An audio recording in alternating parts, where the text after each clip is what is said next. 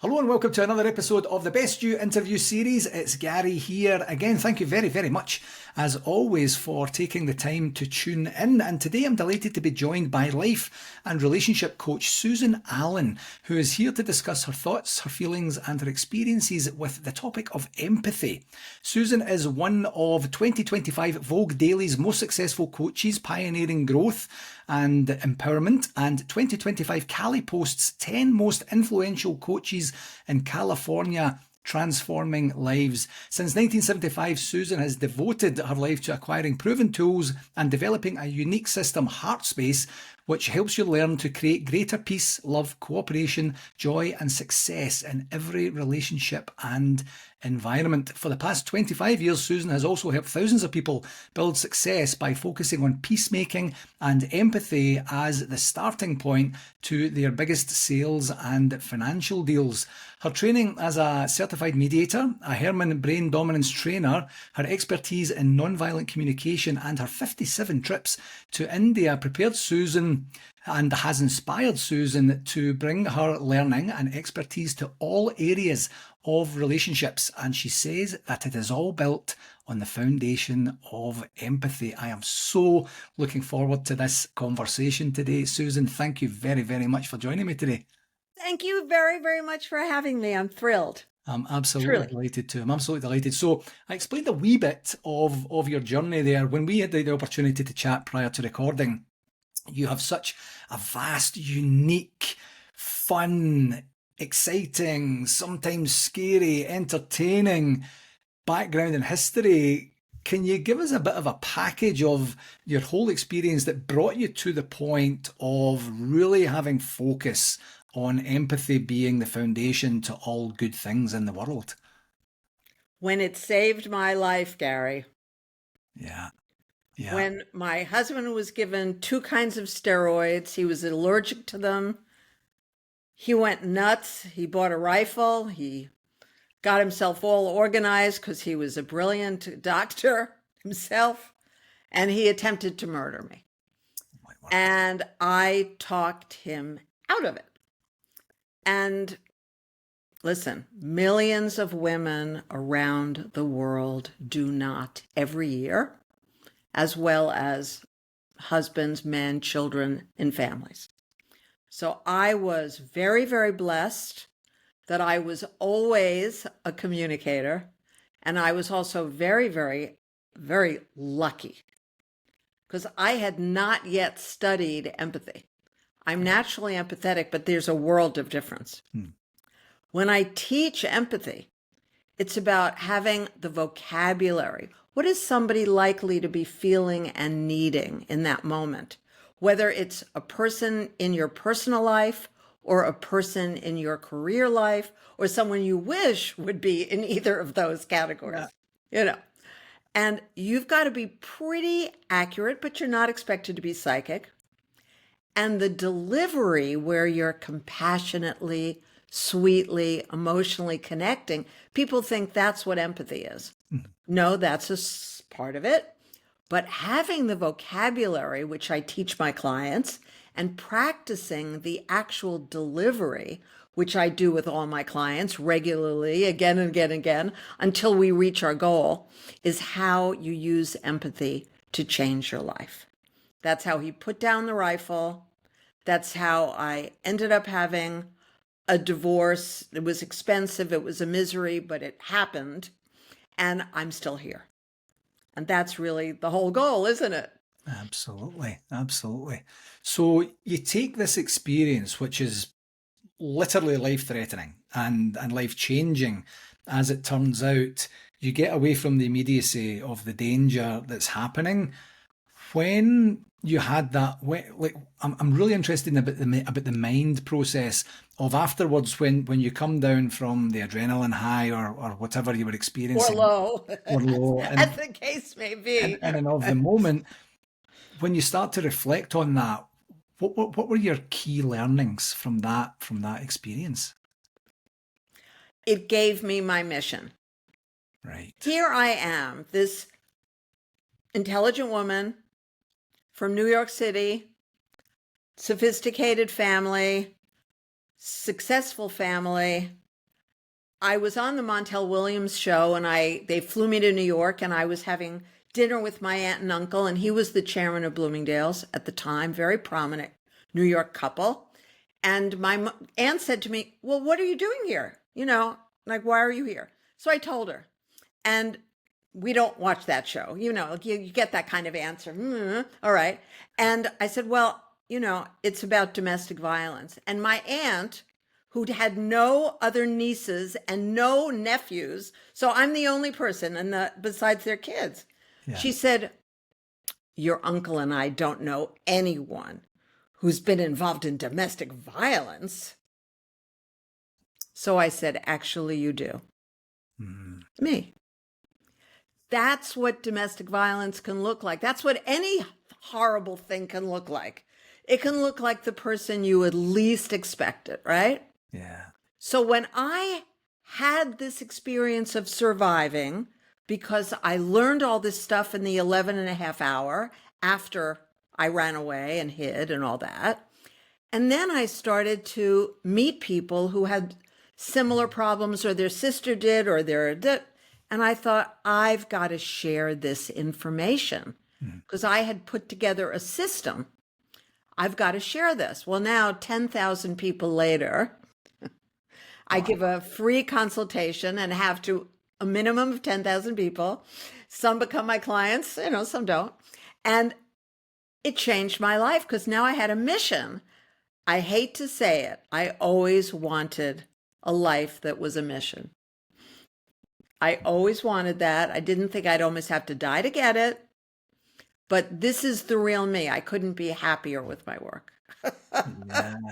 It's incredible. It's actually, it's ironic that you said that the last thing that you said, how much, and this is almost not even a rhetorical question. It's just a placed Statement. question, but how many times do people have to go through trauma to get to the actual mission point, or to get to that point, whether it's ground zero, rock bottom, whatever you want to call it, to say, this is actually what I was meant to do. Surely there are easier paths and ways to get to a spot where you say, you know what, I really like this. I think I would be good at this. I'm going to go and try this. Before there's a gun pointed at my head. But humans learn from pain. You know that because you're a coach. Yeah. Yeah. And humans learn from pain. I hate it. You hate it. Everybody watching forever will hate it. It is a reality. Why would I stop watching some fun movie or reading an interesting book or go to the beach if I never was ever going to have a problem in my life? Yeah. Right? But the things that I've learned, I am an excellent life coach for one overarching reason. I've lived through it all. Yeah. Yeah. Absolutely. In every area. People say to me, well, you've probably whenever like it happens to you too, Gary, when people start a sentence that said, you've probably never had this happen to you, but it's going to be something you could immediately say, oh, yeah, a couple of times. Yeah, absolutely. So you mentioned earlier that certain parts of empathy are the superficial or commonly thought of or accepted as being empathy is just a part of empathy. The bleeding heart part. Yeah. Now, the bleeding heart part is natural to you, natural to me, if it is, and it doesn't get you there. Mm-hmm. So empathy is more. Then I think you had more to the question. I just wanted to demonstrate to people quickly. Don't stop there. Yeah, well, it was literally. I'm going to ask the same of you. Don't stop there. What are the key component parts of that are the deeper layers that give us an opportunity to start to really scratch away at the surface? So you are a very happy, successful guy. So I'm not giving you empathy because you're miserable and I have to get you to come back to life. But I'm going to demonstrate what it appears you're feeling because your needs are met, as opposed to if someone's miserable, they have these negative feelings because the same needs may not be met. But you're like a high energy guy who clearly enjoys good or excellent health. Yeah. You're an amazingly enthusiastic guy because you really enjoy being alive. Yeah. You have a lot of tools and skills and gifts and all that, which you clearly enjoy sharing that make you even happier and more enthusiastic, right? Absolutely. Yes. Yeah. But if I only talked about, well, you're happy, excited, enthusiastic, you don't feel a connection. Yes. It's like anybody can do that. They could look at a photo. Yeah. But when I pretty accurately identify what I'm guessing are the needs, now somebody, if I say this, not to you, but somebody else, they may say to me, oh no, I'm actually scared to death. I have tremendous panic attacks every time I go on camera. You know, gee, so it isn't about guessing correctly. It's that I would have connected to the best of my ability. And then it gave the other person, the listener, the opportunity of basically straightening me out. Yeah. But it's that connection that's the difference between someone you don't care if you ever speak to again Yeah. and somebody you go, oh, I really love being on Gary's show. I hope he invites me again because he's Yeah. such a great guy. Yeah. It's all the difference in the world. Yeah, absolutely. Emotional connection, it's one of these things. I was actually just doing a bit of writing yesterday and was talking about the ability to recall your memories, and how to recall them with accuracy, because you'll have the experience you had and then you'll have the memory of the experience you had, and they might not be the same thing. And a big anchor between both of those, in my experience, has been the emotional connection to the actual event in and of itself, to the memory and and the experience. And sometimes you have it and you can't explain why, and sometimes you don't have it and you kind of can't explain why either, and but it's way more powerful, on every level, if you have had some emotional connection to whatever, whomever you've interacted with at that specific point. And it's data rich. There's so much information there that you can say, so why was that such a connection or not? If you set yourself up to really connect with something or someone and it just didn't happen, and you're thinking, that's so odd. Everything was lined up as if this was just going to be a slam dunk, and it never happened for some reason. Again, data rich. You would be able to go and dissect that information as much as you possibly can. What need didn't he meet? Didn't she Yes. meet? That's on my hierarchy of my personal needs or your personal needs. Yeah. And well, I mean, for example, if either one of us had a habit of being morose, depressed, etc., that would be a not working connection, right? Yeah. Fix yourself, right? Because I'm gathering you haven't been like this every minute of your life. I know I haven't. Definitely. Yeah. It's like, but I figure that people enjoy this and I would enjoy me more at this, so I fix it. But yeah, so if somebody just isn't a vibrational state connector, Yeah. if people are understanding that it's a vibe thing, you're upbeat or you're downbeat, then all the other stuff is, unimportant. So do you think, just to dissect this a wee bit further then, Susan, do you think that if you don't have a connection at any level, that it's very, very difficult or almost impossible to have empathy with someone else?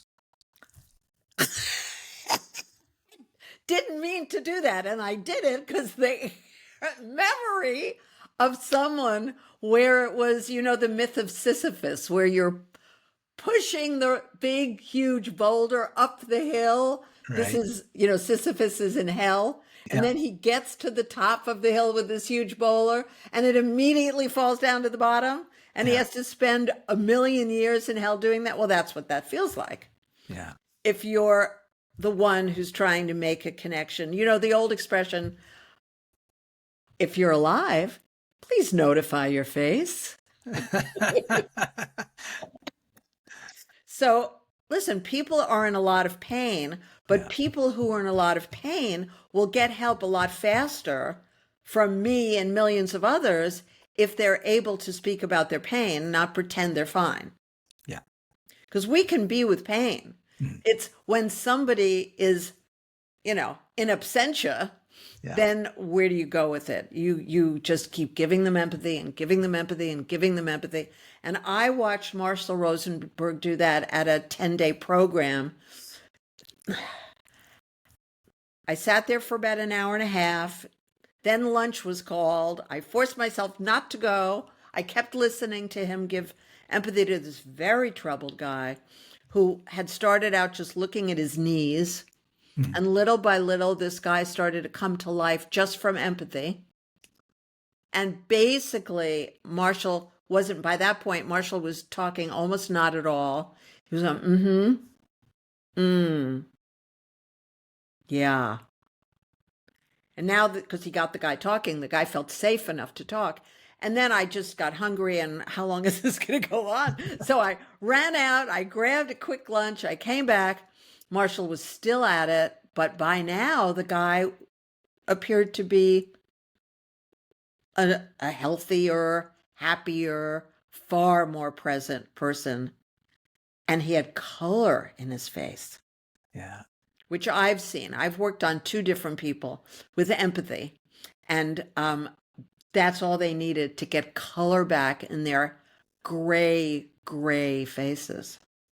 Yeah, literally to get colour back in their faces. Yeah. Because, people shut down, and they shut down based on whatever horrendous experience they've had. Yeah. And empathy, and I would agree with Marshall and millions of other people, empathy is the most effective way. It's the way that I teach all of my clients who come to me to end addiction in one of their family members. Yeah. So somebody who's been an alcoholic or a drug addict for a decade or more, and we get them wanting to get clean and sober, getting clean and sober, staying clean and sober, just by having me teach one of their relatives to be 100% empathetic and stop telling them what to do and stop telling them what not to do. Yeah. It's incredible. Every single one who's ever worked with me has had that result. Incredible. That really is. That's fascinating. So to answer, if I can phrase what I think you said, then you could have empathy for basically anyone in the world, and you can create a connection via being 100% empathetic. Did I catch that right? Exactly. Yeah. So whether you're negotiating a business deal, a big one, a small one, I do both, doesn't matter. Whether you're wanting reconciliation in your marriage or relationship, whether you're panicking and freaking out because of a loved one's behaviors with regard to any and all addictions, whether you need a job and you need it now, and I have a client right now who's on an interview right now, that kind of thing. So it doesn't matter. You just have to guess what this other person's needs are, because the 90% of the value of empathy is, kind of guessing what the needs are, putting them into a sentence in a particular format with a negative feeling word. The need word is always positive. And just do that. Just do that. If it's somebody in a lot of trouble, that don't even try to talk about any kind of action plan. It will never go anywhere if somebody's got big addiction issues. Yeah. And it gives them the opportunity to be seen, to be understood for the first time. So when you're guessing at that at the beginning, there's I imagine there's a lot of observation that goes in, a lot of experience that you're bringing to this guess. It's not throw 100 things at the wall and hope 3 of them stick. Through the interaction you've had, you're gathering data and information and saying, right, okay, this is what I think is going on. You hit enough of a rapport or enough of a on the subject matter that maybe they've never been able to articulate on their own prior to that point either. And it's enough just to unlock the door that would allow more empathy to come in. Is that fair to say? Absolutely. And one of the big distinctions is that though Marshall Rosenberg was a clinical psychologist, he was not practicing clinical psychology. He gave it up when he realized that all that was required for a mental hospital patient of his to get well was one empathetic person who could be the orderly mopping the floor. It was the absence of empathy in their life that made the patient feel so hopeless, they literally stopped caring what happened to them. Yeah. And that's exactly what I realized was the cause of most addictive behaviors. Yeah. Because we all have the same part of the brain that can become obsessive compulsive. I've seen it in people who don't have that diagnosis, but they get really scared, really upset, and they start to chase their tail because there's that part of the brain. In the same sense, we can understand, even though by the grace of God, I'm not an addict. I didn't inherit that brain. I wasn't exposed to those behaviors when I was growing up, but still I can understand it. I think anyone who's sensitive to any kind of emotional suffering can understand that. So if you just stop judging, because it doesn't help, you just set it aside because it's not going to help you. It's not going to help them. And in the same way, when you go on a job interview or you try to make a business deal or you try to make anything happen between two people, at one moment, the other person's needs are more important. The next moment, it might be your needs are more important. But when you're dealing with somebody who's deeply troubled, you don't get a turn for quite a while. Yeah. And you have to accept that. Yeah. I love that you brought judgment into it. My understanding of judgment, it's very interesting. I'll give you a super quick backstory. When I first started my coach training a number of years ago, one of the very first things that I remember of the academic portion of the training was coaches, good coaches, great coaches, never judge. They suspend judgment. And I remember having this kind of horrified feeling at the time saying, what? That's the only thing that I do well, And then I was genuine about it. I was kind of thinking, well, geez, okay, right, that's a thing. And subsequently, as I got more educated, more learned, and more experienced in it, you can't coach anyone if judgment for you is present, because what you're doing when judgment is present is you're creating a barrier. You're creating some sort of distance between you and your ability to be able to help. So I hope that tidbit is good for the viewers and listeners to have. And just to extend on to the judgment part, one of the key things I imagine, and please let me know if I'm kind of misstepping this particular point in terms of empathy. If you go in with any sort of personal agenda for an outcome that you have already in some way manifested, in advance, you're not going to be fully present, because you're not going to be fully focused on being fully empathetic, because you already have made up your mind about what you want, or certainly a theme or a direction of how you want this conversation to go. Would that be fair? A man with a plan is never going to succeed in the same way that the same man setting his plan aside until, I have this 6-part conversation that I developed. So self-empathy is silent. You bring yourself to peace, part 1, because what are you going to create if you're not peaceful? Part 2 is empathy, which we've been discussing. Part 3, only when you've finished empathy, and the other person is the person who decides if you finished. They either relax and you can see it, or they get quiet and you can hear it, or there's just a release. Yeah. So when you finish all that and you ask, gee, Gary, is there anything else you wanted me to know? And if he's really been heard, he'll say no. Then part 3, self-expression. Would you be willing to hear my thoughts about it, Gary? Now, he may have meant it when he said he, got all the empathy wants and he's been heard. But if I say that, he may completely change his tune. And now suddenly there are 10 minutes of whatever that Gary or anybody wants us to hear. And you got to listen if you want a solution that's going to stick. So then he says what he says. And then you may have to reflect it back, as Gary just did. If you heard him say that, did I understand, etc. That's from active listening. Yeah. And then part 5, clarification. Gary gave me an opportunity to clarify what I had wanted him to know, but in fact, he did a perfect job, so no more is needed. And then finally, the solution. And Marshall Rosenberg says that if you've really heard the other person's needs, and that person has heard your needs, the solution finds you in 20 minutes. And I have seen this happen again and again. So there's no benefit in going into even a mediation with a plan. Yeah. Yeah.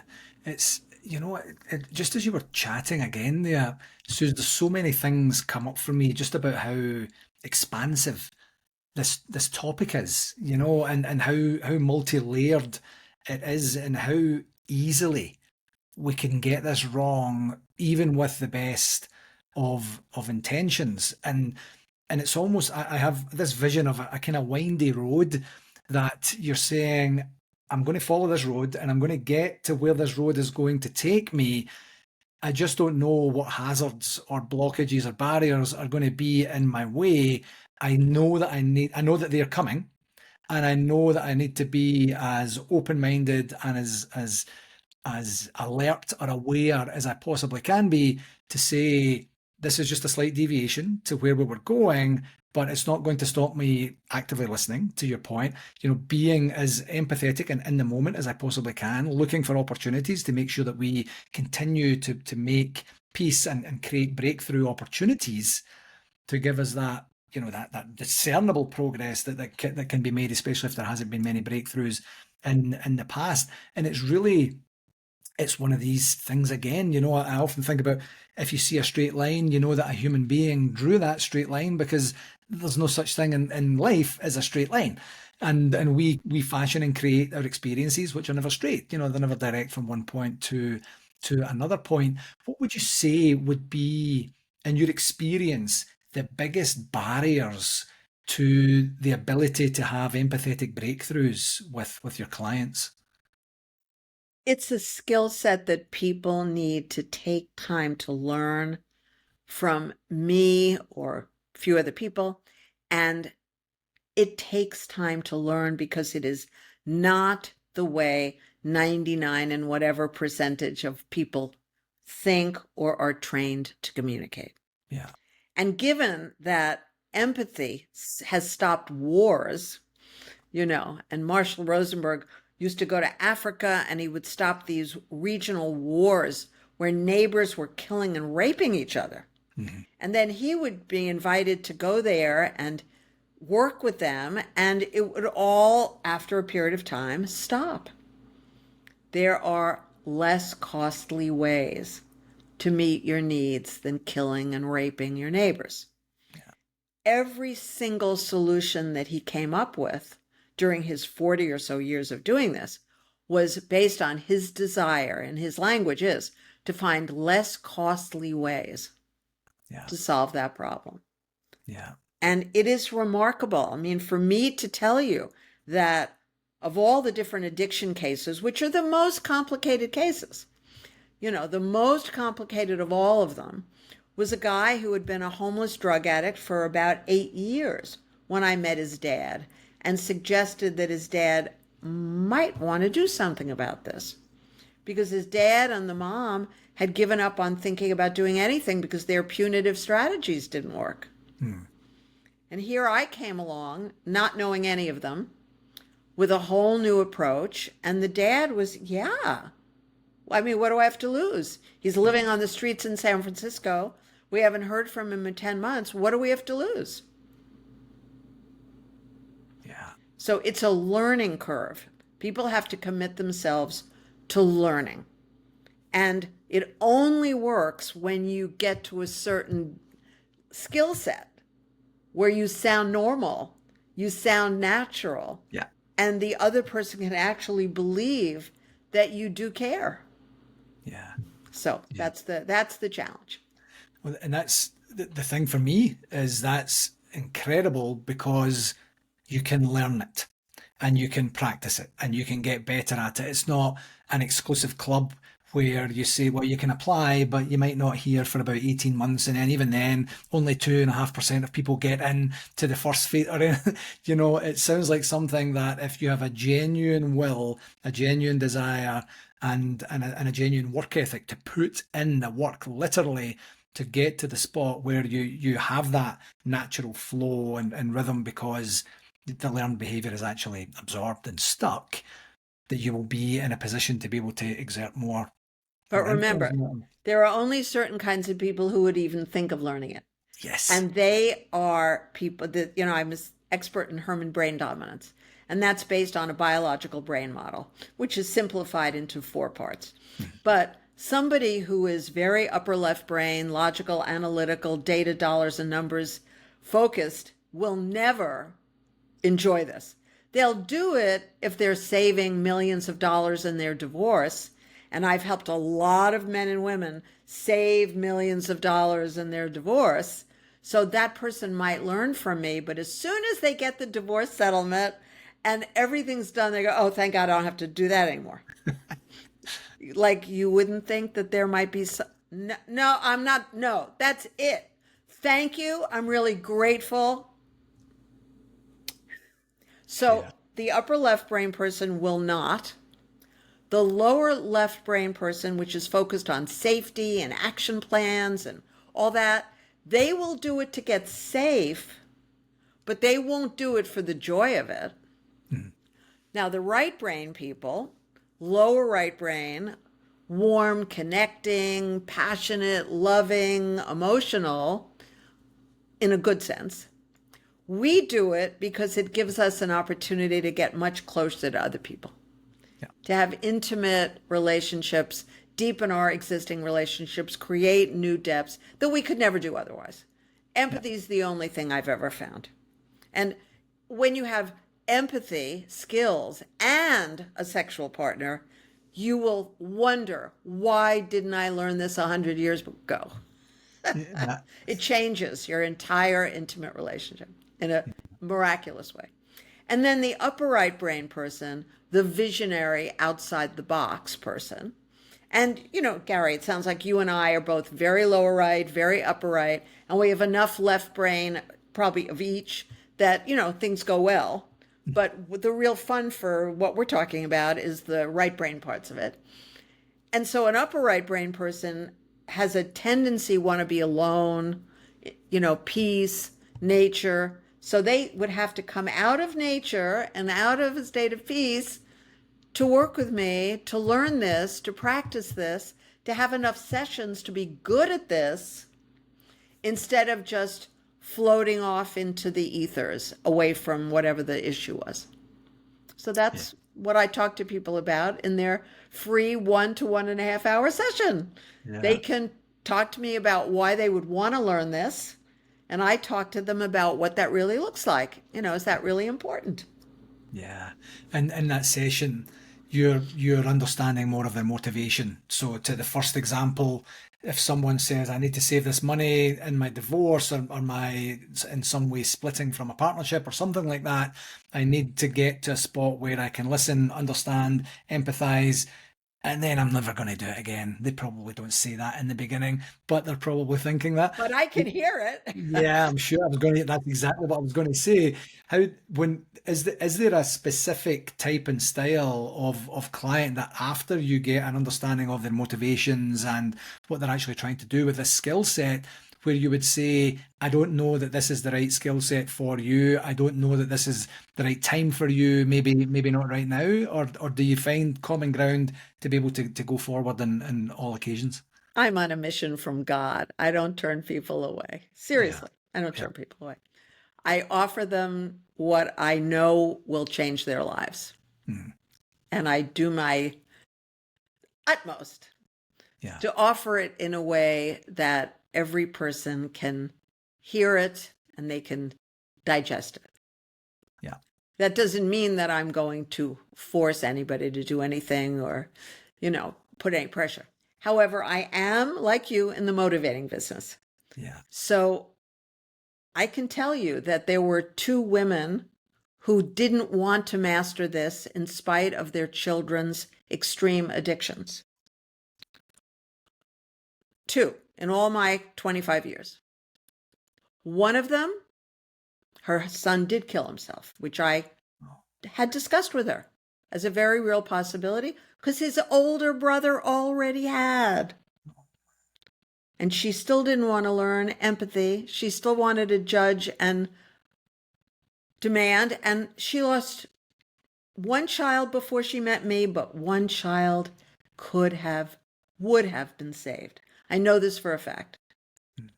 The other woman, money was God to her because she had a huge career and she only wanted a few sessions, which weren't enough for her to learn. And her husband didn't want to learn anything. They were separated anyway. And her son killed her and then killed himself.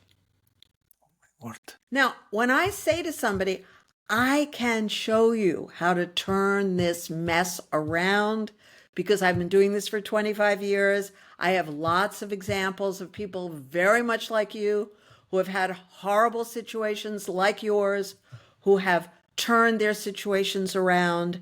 If you want to hear more about that, just let me know. Or I can just spend the time, 100% on describing to you how you would communicate with these people in a different way, and you would have a different outcome or a combo, whatever.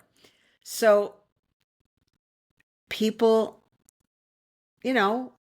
have individual preferences and priorities that may not be the best for them. They may not be practical. And this happened many years ago, thank God. So, I don't really think about it often. But believe me, when somebody calls me and they tell me about addiction, or in many cases, they don't realize they're telling me about addiction. Isn't that funny in this day and age? They don't realize that's what is happening. Mm-hmm. I put 1,000,000% of my attention on the only outcome that is acceptable to me. Yeah. So I don't judge. However, I am going to do everything humanly possible to motivate that person to turn this mess around. Yeah. That's very powerful and quite horrific that these people had these experiences first and foremost, of course, and that you were an actor in the entire scene of the entire movie, the entire play, to go forward and knowing that you could have helped. That's it. Just shows you like the power of this. This is not give someone a back rub and tell them everything's going to be okay and you'll have a better outcome. This is deep, personal, meaningful work that if you invest in it, you can literally and figuratively change lives, starting with your own. And you will. And you absolutely will. Yeah, that's an incredible story. I'm really sorry to hear that. So to kind of lighten it up a wee bit, we remember, humans only learn from pain and suffering. Yeah, you did say that. You did say that earlier. Absolutely. So one of the things that I mentioned briefly in your bio was the effects. We've talked about addiction. We've talked about the various family circumstances and your traumatic experience with your ex-husband and such. But one of the things, you can have a very good experience in terms of your business dealings if you approach your business dealings with empathetic vibes, as to use the word that you used earlier there. Is it a different approach that you have from an empathy perspective between personal and professional? Yeah, it's very different. It's based on I've been doing this for 25 years, but for 22 years, I owned a business in the fashion industry and I was very successful. And, so I know about corporate America, and I did business in France, and I imported most of the things from all over the world. So I know the difference between people from a cultural perspective, from a religious perspective, and I'm from New York City. So it's a melting pot. We are born knowing that people are like us and slightly different from us. Yeah. So in corporate situations where a lot of money is on the line, the very first thing you have to do, whether you're the owner of the company, whether you're the head of sales, whether you're a newbie salesperson, whether you just started in the operations department, it doesn't matter. Your best success starts with you learning Herman brain dominance before you think about empathy. Because different people's brains are wired slightly differently, Yeah. and they have different needs associated with them. So the upper left brain person, logical, analytical, data, dollars and numbers driven, so think of your average CPA, your CFO. Yeah. So don't try to have a lovey-dovey conversation with that person most of the time. And I mean, if that's your partner.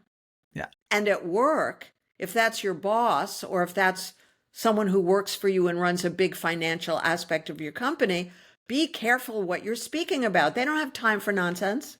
Mm. You know what, Gary, you and I have been talking about, they would say, well, put it in 5 words. Yeah. Yeah. Learn empathy now. When it comes to people who are moms and stay-at-home dads or caregiving dads, single dads, they have to use so much of their lower brain, their emotional lower right brain, which is about connecting and loving and touch and with their partner's passion and friendship and all that. And then as a parent, they also have to be all about safety. Keeping these kids alive Yeah. is a major part of parenting in this day and age, and sure always was. So you have to understand who people are by what their needs are. Yeah. And if the person in your corporate environment, your business partner, and certainly the person who's the creative in the company, if you're a company that sells a widget, whatever it is, somebody designed or improved the design of the widget. That person is the upper right brain person who needs special handling. Yeah. Those people tend to want to walk out when they're annoyed. Well, you can't have a corporate member walk out. Yeah. And you've got to keep them calm. You've got to give them a long leash, but a leash nevertheless. Yeah. And when you are motivating people either to take a job, to keep the job, to hire you, to give you more money, or if you're the boss, to accept less money, all of these things have to do with understanding people's needs. Yeah. Again, I find Herman brain dominance to be the very best tool for that. And then you give them empathy based on what their needs are. Yeah. And that's all part of the motivating process. Yeah. Yeah, absolutely fascinating. Fascinating. So we could literally talk about this for about another 5 hours or so, but I'm going to be respectful of your time. As you know, Susan, this is called the Best You, and I purposely crafted the name to give people something to strive towards, and the constancy of further development and such. What's one regular practice that Susan employs to give her the best opportunity to be the best version of herself? Well, you have to learn self-empathy. I'm feeling scared because I need safety, breathe. Yeah. I'm feeling anxious because I need connection, breathe. I'm feeling worried because I need financial security, breathe. Whatever it may be, you have to be able to do that in order to be able to give somebody else any empathy at all, let alone stick with it long enough to have that person go, ah, Yeah. and really be present. So you have to learn self-empathy. And I have videos about all of this. So anyone who's interested in learning, of course, they can have a free session, and they can also text me, email me, whatever, and they can get the videos too, and you can study them and learn them. Perfect. That's a wonderful segue, because the very last question I do like to ask all of my guests is, where can people find out more about you? Thank you.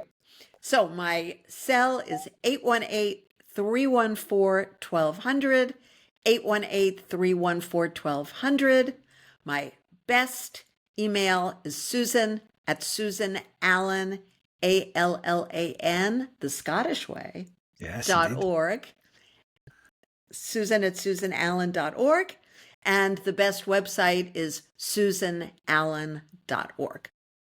And, Fabulous. whatever way you're going to get in touch, tell me that you saw me on Gary's podcast. Yes, please. Absolutely. Susan, I knew this was going to be a fascinating journey of a conversation about a very, very important topic. I've learned lots today, and I've got a feeling this is not going to be the last time that we're going to be speaking. And I'd just like to take this opportunity to thank you very, very much for coming on the show today. Thank you. I loved every minute of it, as I knew I would. You are a joy to have interview me. Thank you. Thank you Thank you. very Thank much. you.